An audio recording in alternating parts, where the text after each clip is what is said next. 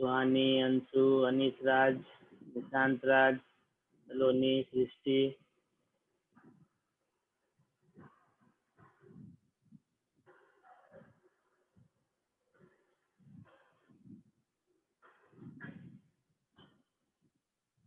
इधर नीचे सलोनी, अंशु कुमार, सृष्टि सिंह,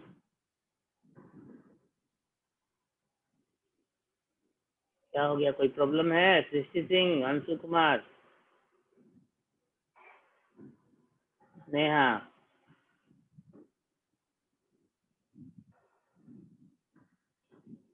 2 मिनट रुक जाइए सर।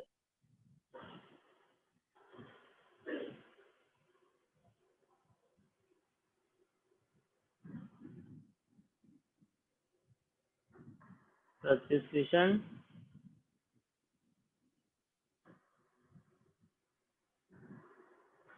Yes sir. कहाँ तक कल पढ़ाई हुई थी?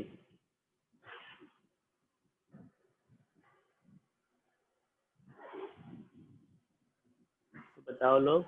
सर हम लोगों को जो सिलेबस मिला है उसमें टॉपिक चैप्टर नेम के बगल में थीम्स करके दिया हुआ है, तो जो उसमें टॉपिक दिया है उसी से रिलेटेड क्वेश्चन आएंगे। चैप्टर पूरा का पूरा पढ़ना है, उसमें थीम्स हाईलाइट कर दिया है कि जो जो मेन टॉपिक है वो। ऐसा नहीं है कि वही मान लो कि लेसन में एटॉमिक मास दिया हुआ है और मोलिकुलर मास नहीं दिया हुआ, तो इसका मतलब मोलिकुलर मास से क्वेश्चन नहीं आएंगे। जो बच्चे एटॉमिक मास जानते हैं वो मोलिकुलर मास भी निकालना जानते हैं, सीखेंगे, तो उसमें कोई टेंशन नहीं। हाँ, मेन टॉपिक वही है, वो सारे मतलब हाईलाइटेड टॉपिक हो गया। उसके अलावा उसके साथ में जो होगा तो उसी से रिलेटेड होगा। क्वेश्चन जो है हम लोग का 9th क्लास का 8 to 12 का क्वेश्चन जो है वो आपको रीजनल ऑफिस यानी बक्सर से आएगा। ये क्वेश्चन यहाँ के नहीं रहेंगे, यहाँ के मतलब लोकल क्वेश्चन बना हुआ नहीं रहेगा, पूरे एस जोन में बक्सर से ही क्वेश्चन आएगा। इसलिए जो भी लिखा हुआ उसके हिसाब से तैयारी करना है। चलो हम लोग आज का स्टार्ट करते हैं। कल हम लोग पढ़े थे आयनिक कंपाउंड्स तक, आयंस क्या होते हैं, कैसे उनका कंपाउंड बनेगा, तो उसका क्या क्या प्रॉपर्टी रहेगा, ये सब कल हम लोग डिस्कस कर लिए थे। अब आज हम लोग उससे आगे देखते हैं। केमिकल फॉर्मूला लिखना सबसे पहले सीखेंगे, ये 7th क्लास का पढ़ा हुआ चीज है। तो केमिकल फॉर्मूला लिखने के लिए हम लोग को क्या क्या चीज चाहिए, तो जैसे आप कोई भी काम करने जा रहे हो तो उसके लिए रिक्वायरमेंट्स क्या क्या है, उस काम को पूरा करने के लिए वो जानना जरूरी है। तो इसमें सबसे पहले आपको केमिकल फॉर्मूला लिखने के लिए चाहिए सिंबल्स ऑफ कंस्टिट्यूएंट एलिमेंट्स या रेडिकल्स। अब बोलो रेडिकल्स क्या होता है, तो जैसे कल हम लोग देखे पॉलीएटॉमिक आयंस, है ना, याद है? Yes sir. Yes sir. Polyatomic ions को ही रेडिकल्स भी बोलते हैं। तो जिस तरह से आयन 2 टाइप के होते हैं, कैटायन और एनायन, उसी तरह से रेडिकल्स भी 2 टाइप के होते हैं, basic radical and acidic radical. Basic radical वो जिसमें प्लस चार्ज हो और एसिडिक रेडिकल वो जिसमें माइनस चार्ज हो। तो या तो कंस्टिट्यूएंट एलिमेंट्स के आपको सिंबल्स पता होने चाहिए, या फिर अगर रेडिकल्स इसमें भाग ले रहा है तो रेडिकल्स का फॉर्मूला पता होना चाहिए, सिंबल। नेक्स्ट है combining capacity of each atom constituting the compound. तो वैलेंसी, कंबाइनिंग कैपेसिटी मतलब होता है वैलेंसी, तो वैलेंसी पता होना चाहिए। जैसे अभी नेक्स्ट स्लाइड में हम लोग जाएंगे, उसको पहले देख लेते हैं कि सोडियम क्लोराइड का मान लो लिखना है, यहाँ टेक्स्ट में कर लेते हैं। सोडियम क्लोराइड का मान लो हमको फॉर्मूला लिखना है, तो हमको इसके लिए क्या क्या चीज चाहिए, क्या क्या मालूम होगा तो लिख पाएंगे? सिंबल पता होना चाहिए। सिंबल, तो पहले सोडियम का हम लोग सिंबल मालूम होना चाहिए। Yes sir. तो सोडियम का सिंबल याद होगा हम लोगों को कि Na होता है, और क्लोरीन का, तो फिर क्लोरीन यानी क्लोराइड क्लोरीन से बना है, तो क्लोरीन का होता है Cl। अब आते हैं वैलेंसी। तो सोडियम की वैलेंसी होती है +1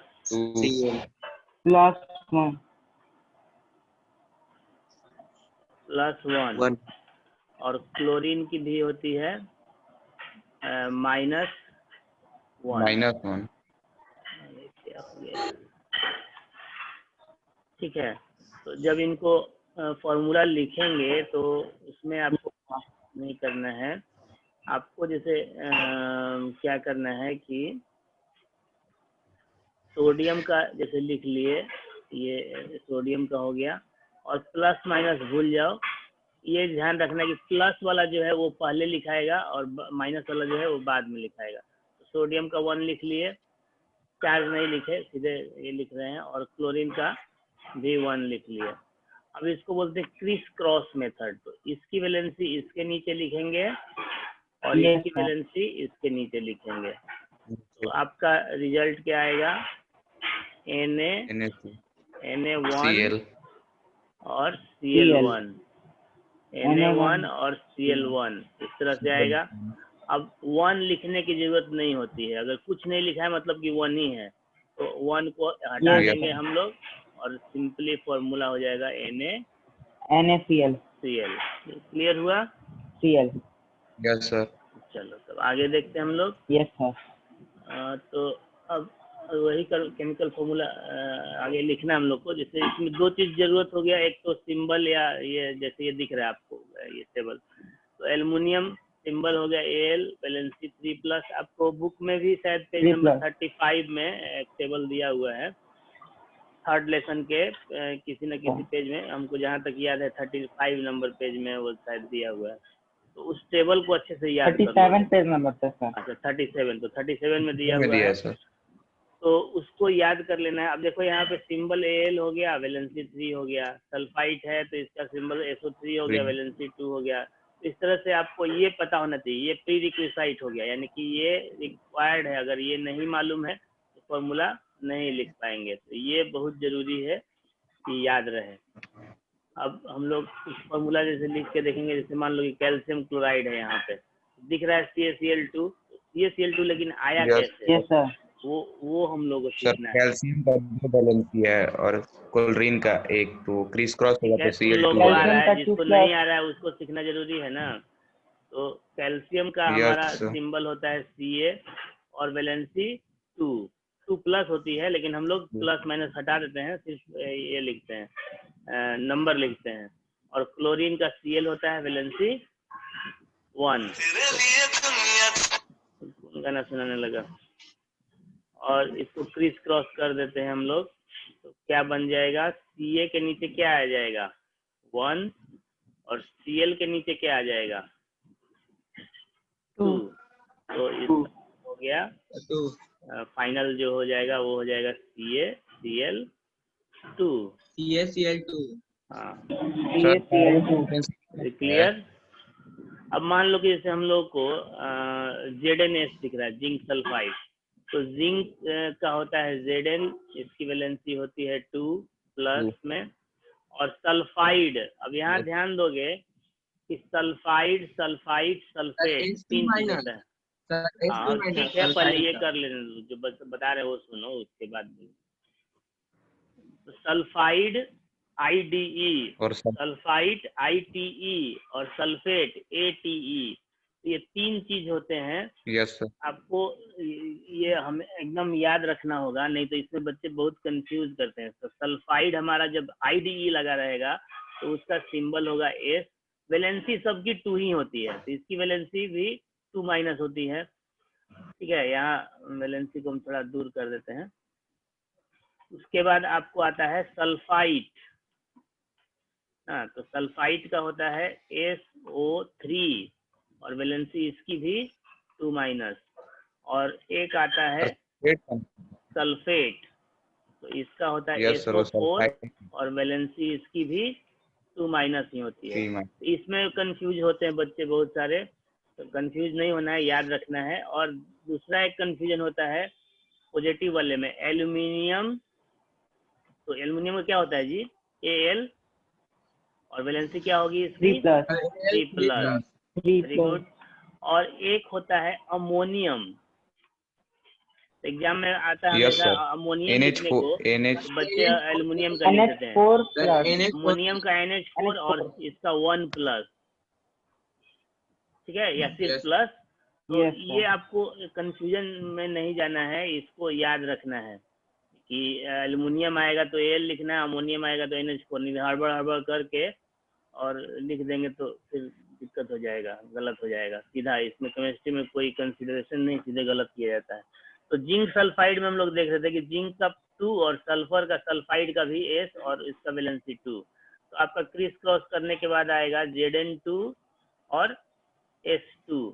तो आप जब एक ही S2 टेबल में आएगा, मतलब कॉमन फैक्टर होगा, तो उस कॉमन फैक्टर से डिवाइड कर देंगे, तो यानी कॉमन फैक्टर यहाँ पे 2 हो गया, डिवाइड करेंगे तो 1 1 आएगा। यस तो 1 1 लिखने की जरूरत नहीं है, तो क्या लिखेंगे ZnS। तो S फॉर्मूला जो जिंक सल्फाइड का हुआ ZnS। वो होगा ZnS। उसी तरह से कैल्शियम ऑक्साइड हुआ तो CaO हो जाएगा। अब हम लोग थोड़ा सा देखते हैं, इसको डिलीट करें। Yes sir.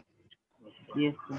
अब हम लोग थोड़ा देखते हैं, जैसे मान लो आपको आ गया एल्युमिनियम सल्फेट का फॉर्मूला लिखने का, ये टेक्स्ट में लिखते हैं ज्यादा अच्छा रहेगा। एल्युमिनियम सल्फेट, यहाँ आपको इसमें तो दिख भी रहा होगा। तो एल्युमिनियम सर Al2 या Al2SO4 whole twice. Very good. Al2SO43। हाँ, एल्युमिनियम का Al और 3 प्लस इसका हो गया वैलेंसी, और साथ ही साथ Yes, sir. सल्फेट का हम लोग देख रहे हैं। तो सल्फेट का SO4 आपका SO4 और valency SO4 2 4 minus 2 2 minus, minus. ठीक है। तो वैलेंसी इसकी हो गई 2 माइनस। अब आप देखो कि यहाँ पे एल्युमिनियम तो सिंगल एटम है, यानी सिंगल आयन है, सिंगल एटम आयन, लेकिन सल्फेट जो है ये पॉली एटॉमिक आयन है। सल्फर का भी एटम है, ऑक्सीजन का भी एटम है। तो ऐसे फॉर्मूला में जब आप फॉर्मूला लिखते हो और कोई नंबर उसके पास लगाना है, जैसे कि अगर हम लोग क्रिस क्रॉस करें तो इसका Al के नीचे 2 आना चाहिए, तो 2 हो गया मान लो, और सल्फेट के नीचे यस सर। सल्फेट के 3 आना नीचे चाहिए। 3 आना चाहिए। तो ऐसे ही 3 लिख देंगे तो ये तो 43 हो जाएगा। तो ऐसा नहीं करेंगे, Yes. जब सल्फेट है यानी कि पॉली एटॉमिक आयन है, सर चाहे पहले हो चाहे ब्रैकेट बाद में में हो, तो ब्रैकेट में SO4 सर ब्रैकेट में करेंगे, 3 को सर लास्ट में स्मॉल ब्रैकेट में करके और तब 3 को लास्ट में देंगे। जैसे कि यहाँ पे आपको दिख रहा होगा, ये यहाँ पे दिख रहा है एल्युमिनियम सल्फेट कैसे लिखा हुआ है ना, Al2 और SO4 होल थ्राइस। तो इस तरह से फॉर्मूला। सर अगर हाँ बोलो। सर अगर वैलेंसी सर नेगेटिव में होगा तो क्रिस क्रॉस में वो पॉजिटिव होगा। वैलेंसी नेगेटिव होगा तो क्या बोले, फिर से बोलो। क्रिस क्रॉस में वो पॉजिटिव हो जाएगा ना। पहले देखो, क्रिस क्रॉस जब हम लोग कर रहे हैं तो पॉजिटिव निगेटिव की बात ही नहीं करनी है। वो तो अंडरस्टूड है कि एक पॉजिटिव और एक निगेटिव ही आपस में जुड़ेगा तो कंपाउंड बनेगा, है ना। तो यहाँ पे हम लोगों को Yes. वो प्लस चार्ज माइनस चार्ज पहले भी बोले हैं कि वो भूल जाना है। तो चूंकि हम बुक के हिसाब से बता रहे थे इसलिए प्लस लिखे हैं, माइनस लिखे हैं। तो आप जब यहाँ पे क्रिस क्रॉस करो तो कहीं प्लस माइनस कुछ नहीं लिखा हुआ है, खाली यही ध्यान देना है कि प्लस वाले को पहले लिखना है, माइनस वाले को फॉर्मूला में बाद में लिखना है। लेकिन ये भी जब आप ऑर्गेनिक कंपाउंड्स के फॉर्मूला लिखते हो तो उसमें माइनस वाला पहले हो जाता है, प्लस वाला बाद। जैसे कि आप दिखाते हैं आपको एक फॉर्मूला लिख करके। ये है हमारा ये आपको एग्जाम में सिर्फ नाम दिया रहेगा, सोडियम एसीटेट, ठीक है। तो आपके इसमें 2 रेडिकल, 2 पार्ट हो गए। कौन कौन से 2 पार्ट हुए? सोडियम और एसीटेट। तो हम लोग को ये दोनों का फॉर्मूला पता होना चाहिए। तो सोडियम का तो सबको मालूम होगा कि Na होता है, और इसकी वैलेंसी जो है वो +1 होती है ना। अब जो नहीं मालूम है वो है हमारा एसीटेट। एसीटेट एक ऑर्गेनिक कंपाउंड होता है, और इसका जो फॉर्मूला होता है वो होता है CH3COO। हाँ, CH3COO, और इसकी वैलेंसी जो होती है वो होती है -1 में। तो अब जब इसका फॉर्मूला लिखेंगे हम लोग तो आपको इसमें पहले एसीटेट लिखाता है, CH3COO पहले लिखाएगा, और फिर Na जो है वो लास्ट में लिखाएगा, क्योंकि ये जब ऑर्गेनिक कंपाउंड्स हम लोग बना रहे हैं उसमें जो कार्बन वाला पार्ट होता है वो डोमिनेंट होता है, मतलब प्रॉपर्टी जो है उसी का डोमिनेंट होता है, तो इसलिए उसको पहले लिखा जाता है और निगेटिव वाले को बाद में। अब जैसे मान लो कैल्शियम एसिटेट लिखना होता तो ये पूरे का पूरा कैल्शियम एसिटेट लिखने के लिए कैल्शियम की वैलेंसी 2 होती है, तो क्रिस क्रॉस करते तो CH3CO के नीचे 2 आएगा, तो CH3CO के नीचे जब 2 आएगा तो इसको पूरा ब्रैकेट में घेर देंगे, 2 लिखेंगे और तब फिर CH, तो ये कैल्शियम एसिटेट हुआ। तो इस तरह से ऑर्गेनिक कंपाउंड छोड़ के बाकी सारे कंपाउंड्स में आपको पॉजिटिव वाला यानी बेसिक रेडिकल पहले लिखाएगा और एसिडिक रेडिकल यानी नेगेटिव चार्ज वाला जो एनायन है वो बाद में लिखाएगा। क्लियर यहाँ तक? सर किसी हाँ बोलो। Yes sir. सर कॉपर का तो सर 2 वैलेंसी होता है, तो सर किस वैलेंसी से फॉर्मूला लिखेंगे? हाँ मान लीजिए कॉपर ये बता देते हैं। जैसे आपका नाम कॉपर आया, हाँ समझ गए तुम्हारा क्वेश्चन हम।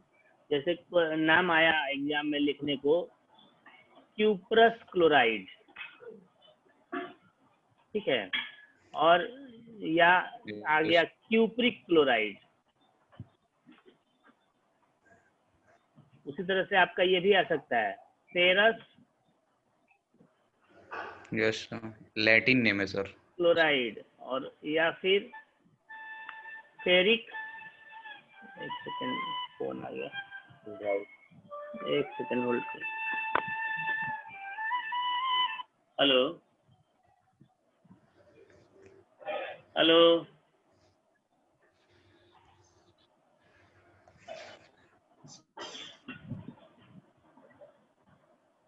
तो आप देखो कि ये दोनों नेम में स्क्रीन पे दिख ही नहीं रहा होगा, क्यूप्रस में OUS, फेरस में भी OUS, और दूसरा क्यूप्रिक में भी IC और फेरिक में भी IC।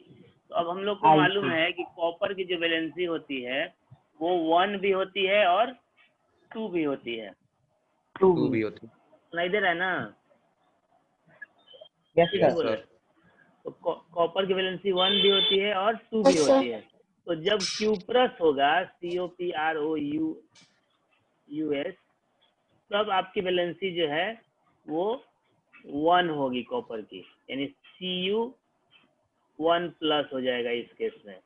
और अगर क्यूप्रिक होगा तो इस केस में आपका जो वैलेंसी कॉपर का होगा वो 2+ होगा, यानी कि जब IC लगा होगा तो ज्यादा वाला वैलेंसी होगा और OUS लगा होगा तो कम वाला वैलेंसी। उसी तरह से फेरस जो है केवल कॉपर दिया रहेगा, हाँ केवल कॉपर दिया रहेगा, हम बता रहे हैं। और फेरस जो है तो Ag2+ और फेरिक रहेगा तो Ag3-, Ag3+।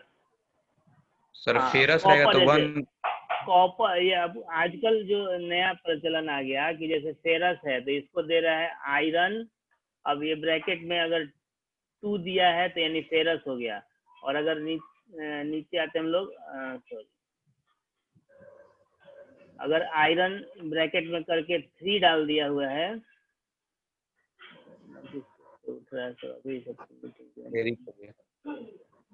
आयरन 3 दिया हुआ है यानी कि फेरिक हो गया। उसी तरह से आपको कॉपर अगर 1 दिया है, ठीक है, तो आपको क्यूप्रस हो जाएगा। और कॉपर कुछ भी नहीं दिया हुआ है, जैसे बहुत केसेस में हम देखते हैं कि कुछ भी नहीं दिया हुआ है, तो जो आयरन कॉपर का मोस्ट कॉमन वैलेंसी है वो 2 होता है, तो उस समय कॉपर का हम लोग कितना लेंगे? 2+ लेंगे। 2 अगर कुछ भी नहीं दिया है तो बाय डिफॉल्ट 2 लेंगे, लेकिन अगर दिया हुआ है तब कॉपर 1 दिया है तो क्यूप्रस हो गया, कॉपर 2 दिया है तो क्यूप्रिक हो गया। उस तरह से उसका नाम भी लिखेंगे और वैलेंसी भी यूज करेंगे। क्लियर हुआ? सर एग्जाम में 1 2 दिया रहेगा? हाँ दिया रहेगा, अगर नहीं दिया रहेगा तो बता दिए। आयरन के केस में तो जरूर दिया रहेगा, या तो फेरस या फिर आयरन 2 या फेरिक या आयरन 3। कॉपर के केस में कभी कभी नहीं दिया जाता है, तो नहीं दिया जाता है तो कॉपर का वैलेंसी 2 यूज करना है, बाय डिफॉल्ट 2 होगा। Yes sir. चलो अब आते हैं आगे। केमिकल फॉर्मूला लिखना तो ये बाइनरी कंपाउंड्स हो गया, यानी दो पार्ट में हो गया, एक पॉजिटिव रेडिकल एक नेगेटिव रेडिकल, तो उसको बोलेंगे कि हम लोग बाइनरी। बाइनरी मैथ का वर्ड है, तो बाइनरी का मतलब ही होता है 2। ये वही सब है जो हम बताए हैं, वही एक एक करके समझाया हुआ है। चलो अब आते हैं हम लोग मोलिकुलर मास और formula unit mass. Atomic mass already पढ़ चुके हैं, अब हम लोग को पढ़ना है मोलिकुलर मास। तो जैसे वाटर है हमारा, वाटर क्या है? कंपाउंड है, एलिमेंट है, मिक्सचर है? कंपाउंड कंपाउंड है। ये H2O जो हम लोग लिख रहे हैं, ये किस चीज को रिप्रेजेंट करता है? एटम को, मॉलिक्यूल को? मॉलिक्यूल मॉलिक्यूल को। तो इसका Molecule। मास सपोज हम लोग को निकालना है, तो मोलिकुलर मास का मतलब हुआ कि किसी भी मॉलिक्यूल में जिसका कि आपको मोलिकुलर मास निकालना है, उसमें जितने भी एटम प्रेजेंट हैं उन सारे एटम्स के मास का सम। तो इसमें आपको कितने एटम प्रेजेंट हैं? 2 हाइड्रोजन के और एक एक ऑक्सीजन का। तो इसका आपका जो एटॉमिक मास जो निकलेगा वो कैसे निकलेगा? तो इसको निकालने के लिए आपको करना पड़ेगा 2 इंटू एटॉमिक मास ऑफ, 1 बताएंगे, hydrogen 2 into atomic mass of hydrogen और plus 1 into atomic mass of atomic oxygen. Mass of oxygen. तो जिसका जितना एटम है उतना लिखना है। तब आपका हो जाएगा 2 और इंटू हाइड्रोजन का एटॉमिक मास कितना होता है? 1U प्लस 1 आपको ऑक्सीजन 16 का हुआ। एटॉमिक मास होता है 16U। 16 अब इसको हम लोग सोल्व करेंगे तो आएगा 2 और plus 16 that is equal to 18U। तो ये आपका ग्राम। एटॉमिक मास कैलकुलेट हो गया। No, not gram, U। Atomic mass भी U में ही, मोलिकुलर मास भी U में ही, और फॉर्मूला यूनिट मास भी U में ही। ठीक है, ये क्लियर हुआ? Yes sir. तो इसमें ज्यादा कुछ दिमाग नहीं लगाना है, बस सिंपली जितने आइटम्स है उसको जोड़ देना। अब जैसे हम लोग एक और एग्जांपल देखते हैं यहाँ पे। सपोज कि हम लोग को एटॉमिक मास निकालना है H2SO4 का, ठीक है। तो हाइड्रोजन में कितने Yes, आइटम है? अब हम लोग सीधे डायरेक्ट निकालेंगे, वहां तो हम लोग लिख लिख के समझा रहे थे। 2 इंटू 1U है ना, प्लस सल्फर का कितना आइटम है? एक आइटम है, तो सल्फर का होता है 32U। 32U इसका हो गया। यस सर और आपका ऑक्सीजन का 4 आइटम है, तो 4 इंटू, और इसका कितना होता है? 16U। ठीक है, 16 अब इसको हम लोग सोल्व करते हैं, तो आपका 2 प्लस 32 प्लस 64 हो गया। तो अब इतना ये हो गया, टोटल जोड़ेंगे तो इसका आपका आ जाएगा 98U। 98U निकल गया। तो यही आपका मोलिकुलर मास निकालने का मेथड है। किसी का भी कितना भी बड़ा हो आप निकाल सकते हैं। जैसे कि हम लोग एक एग्जांपल और देख लेते हैं, Al2, और ये जो था हमारा, अगर ये रेडिकल इस तरह से ब्रैकेट वाले हो तब कैसे निकालेंगे, इसमें थोड़ा सा कंफ्यूजन होता है। तो एल्युमिनियम का आपका कितना आइटम है इसमें? 2 तो इसका हो जाएगा 2 इंटू एक आइटम का होता है 27, तो 2 इंटू 27U हो गया इसका। अब Yes, ये पार्ट का आपका ये जो शुरू वाला जो पार्ट है इसका काम खत्म हो गया। अब बच गया SO4। तो वो जैसे दिया है ब्रैकेट में, तो वैसे ही ब्रैकेट में ही लिखेंगे पहले उसको। तो SO4 में S कितने हैं? 1। तो एक आइटम का 32U होता है, तो 32U लिख लिए। प्लस आपको ऑक्सीजन 4 है, तो 4 इंटू 16U उसका हो गया। अब ब्रैकेट क्लोज है तो ब्रैकेट क्लोज भी कर दिए, और उसके बाद 3 है तो इंटू 3 कर लिए। ठीक है, समझ में आ रहा है? Yes yes sir. सर तो आप Yes, sir. पहला वाला पार्ट को सोल्व करो। 2 इंटू 27 जो है, तो इसका हो गया 54U। सॉरी 54 नीचे आएगा, तो इक्वल टू में आपका 2 इंटू 27 का हो गया 54U। और फिर आते Yes, हैं sir. प्लस, अब ब्रैकेट को ब्रैकेट में ही अभी सोल्व करेंगे, तो 32 यस सर। और प्लस 16 इंटू 4 64 हो गया। तो इसको ब्रैकेट कर दिए क्लोज और इंटू 3 कर दिए। अब आपका 54 हो गया, प्लस ये जोड़ के आपका 96 आएगा, है ना, ब्रैकेट हटा देते हैं क्योंकि जो ब्रैकेट के अंदर का काम था वो खत्म कर दिए, इंटू 3। into 3 अब आपका इक्वल टू हो गया 54 प्लस 96 इंटू 3 कितना हो जाएगा, 288 होगा ना। Yes, to sir. 8 तो yes 288 sir अभी सब दोनों को जोड़ देंगे, आपका 288 और 54 जोड़ेंगे तो 342 U निकल गया आपका एल्युमिनियम सल्फेट का ये मोलेक्युलर फॉर्मूला। समझ में Yes, आया? sir. किसी को कोई yes confusion? sir no sir okay. Sir जो बुक में एलिमेंट का मास दिया है वही केवल देगा कि अलग से भी मास पूछ सकता है? तो मास तो दिया रहेगा आपको, जब एग्जाम में क्वेश्चन आएगा तो मास दिया रहेगा। ये रहेगा हाँ, 9th क्लास में मास yes दिया sir रहता है। ऐसे जो कॉमन है अभी सारे कॉमन वाली हैं, aluminium, sulphur, oxygen, hydrogen, nitrogen, carbon, ये सब तो मोस्ट कॉमन एलिमेंट्स है, तो इनका याद रखना चाहिए। लेकिन yes 9th क्लास में मास दिया रहेगा। ठीक है, yes है sir इसको? Yes, sir. ओके। तो अब आते हैं फॉर्मूला यूनिट मास पे। तो फॉर्मूला यूनिट मास क्या है वो भी हम लोग देखेंगे। ये तो वही सब समझाया हुआ है जो अभी हम बताए हैं, फॉर्मूला यूनिट मास। अब जैसे आपको बोलते हैं कि कॉमन सॉल्ट का क्या फॉर्मूला होता है? NaCl NaCl। लेकिन आपको पता होगा जैसे हम लोग वाटर का ऐसे फॉर्मूला लिख दिए HO और H, इस तरह से लिखे थे, बताए थे या उसमें देखे भी होगा स्ट्रक्चर में। तो NaCl कैसे होगा? Na और एक सिंगल बॉन्ड से क्लोरीन से जुड़ा रहेगा, जबकि एक्चुअली में yes ऐसा नहीं होता है। NaCl जो है, वाटर क्या है आपका, लिक्विड है, और yes NaCl sir जो है एक क्रिस्टलाइन सॉलिड है, आयनिक कंपाउंड है जो कि क्रिस्टलाइन सॉलिड के फॉर्म में मिलता है। तो जब क्रिस्टलाइन सॉलिड होते हैं उनका जो स्ट्रक्चर होता है वो ऐसा सिंपल स्ट्रक्चर नहीं होता है। उसमें आपको क्या होगा कि जैसे ये Na है, तो Na जो है, Na है, अब Na के 6 साइड से, हम लोग तो इस पे 4 ही साइड दिखा सकते हैं ना, लेकिन एक्चुअली में वो 6 साइड से आपको क्लोरीन से जुड़ा हुआ है, और हर क्लोरीन जो है वो भी 6 साइड से सोडियम से जुड़ा हुआ है। ठीक है, इस तरह से आपको बढ़ते जाएगा। इसके नीचे फिर आओगे तो फिर यहाँ पे ये Cl आ गया, ये आपस में जुड़े हुए हैं, फिर आपको इसके बगल में Na आ जाएगा। तो इस तरह से ये स्ट्रक्चर जो है ये इसका हम बनाने की कोशिश करते हैं। Na है, 3D स्ट्रक्चर। हाँ, 3 डायमेंशनल स्ट्रक्चर। Na है, इसके चारों तरफ Cl है, इधर भी Cl, ये इधर भी Cl, इधर भी Cl, इधर भी Cl, और एक्चुअली वो चारों तरफ नहीं, 6 तरफ से होता है। हम लोग यहाँ पे स्क्रीन पे 4 ही तरफ से दिखा सकते हैं। इस तरह से ये क्लोरीन जो है ये भी चारों तरफ से सोडियम से जुड़ा हुआ है।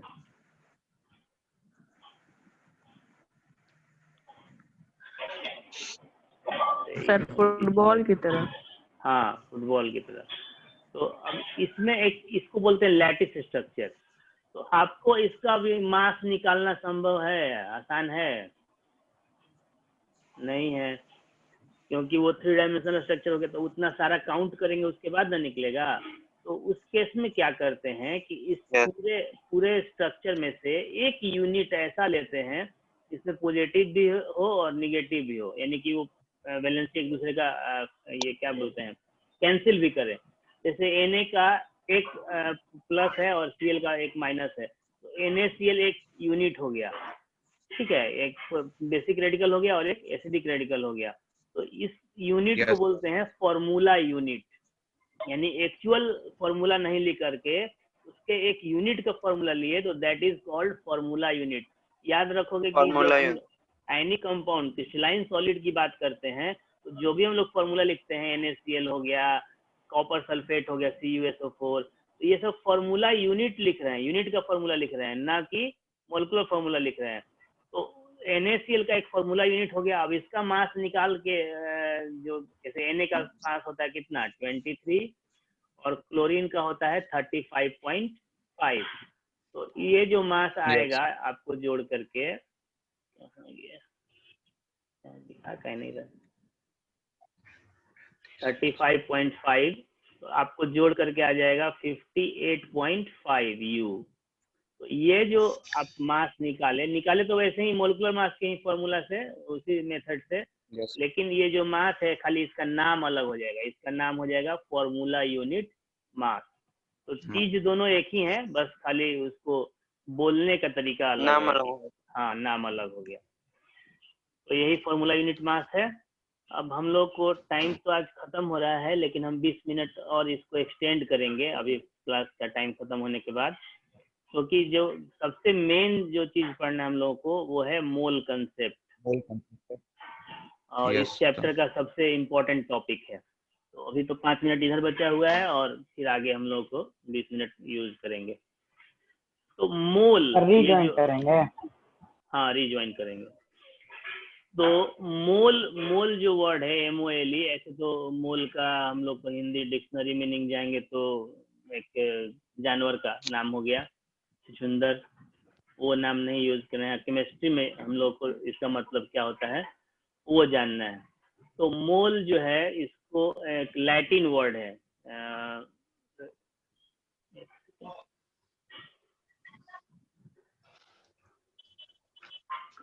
थोड़ा चेंज कर, लैटिन वर्ड है, लैटिन वर्ड MOL से लिया गया है। MOL, यहाँ पे हम लोग जो मोल लिख रहे हैं MOLE, लेकिन एक्चुअली में जो इसका ओरिजिन है वो है लैटिन वर्ड MOL। अब इस MOL का मतलब क्या होता है, हीप और स्टैक। अब ये वर्ड सुने हो, हीप और स्टैक, इंग्लिश का वर्ड है। यस सर, ढेर। जैसे आप कलेक्टिव नाउन्स पढ़ते होगे तो उसमें पढ़ा जाता है हीप ऑफ ग्रेन्स या स्टैक ऑफ बुक्स। यस तो हीप मतलब क्या हुआ, किसी भी अनाज चीज का ढेर। हाँ, अनाज के दाने जो है ग्रेन्स, उसके ढेर, एक पूरा ताल बना हुआ है। और स्टैक बुक का भी इस तरह से एक के ऊपर एक, जैसे बहुत बड़े बड़े किताब की दुकान में चले जाएं तो वहाँ पे लाख हजारों किताबें एक के ऊपर एक रखी हुई हैं, तो वो स्टैक ऑफ बुक्स कहलाता है। यानी कि बहुत सारे या तो ग्रेन्स हो या तो बुक्स हो, उनका कलेक्शन। तो ऐसा नहीं कि वो काउंटेबल नहीं है, वो काउंटेबल है, लेकिन थोड़ा मुश्किल है। अब हम लोग जैसे बोलते हैं कि मास ऑफ सब्सटेंस या अमाउंट ऑफ सब्सटेंस बोलते हैं।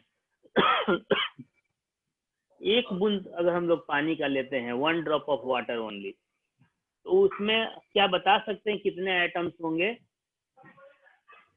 No sir. इतने एटम्स सर। होंगे उसमें, क्योंकि एटम इतना छोटा होता है, तो इतने एटम्स होंगे उसमें कि गिनते गिनते हमारी जिंदगी खत्म हो जाएगी, लेकिन फिर भी काउंटिंग पूरी नहीं होगी। हो सकता है कि बीच रास्ते में हम लोग भूल जाएं, फिर से काउंट करना पड़े।